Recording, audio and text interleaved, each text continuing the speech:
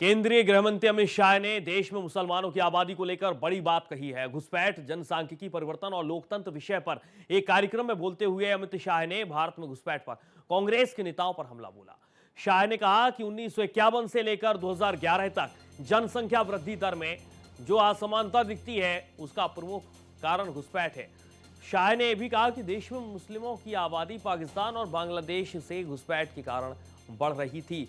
केंद्रीय गृह मंत्री ने यह भी कहा कि देश में मुस्लिम आबादी में 24.6% की वृद्धि हुई है, जबकि हिंदू आबादी में 4.5% की कमी आई है। उन्होंने यह भी कहा कि मैं आपको यह इसलिए बता रहा हूं क्योंकि यह घुसपैठ की वजह से हुआ है। इस बात पर जोर देते हुए भारत का विभाजन धर्म के कारण हुआ। शाह ने भारत के दोनों ओर पाकिस्तान बना और उन दोनों ओर से घुसपैठ हुई, जिसके परिणाम स्वरूप जनसंख्या में इतना परिवर्तन हुआ। दिल्ली में एक कार्यक्रम में बोलते हुए अमित शाह ने यह भी कहा कि देश में मतदान का अधिकार केवल नागरिकों को ही उपलब्ध होना चाहिए। उन्होंने इस बात का जिक्र करते हुए कहा कि एसआईआर को राजनीतिक नजरिए से नहीं देखा जाना चाहिए और यह एक राष्ट्रीय मुद्दा है। केंद्रीय गृह मंत्री ने घुसपैठिए और शरणार्थी के बीच अंतर को भी रेखांकित किया।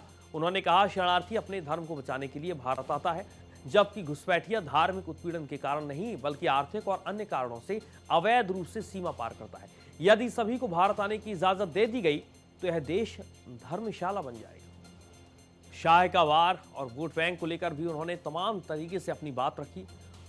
इसके साथ साथ भारत में आजादी के बाद कब कब जनगणना हुई, इसे भी हम आप तक जानकारी पहुंचा रहे हैं।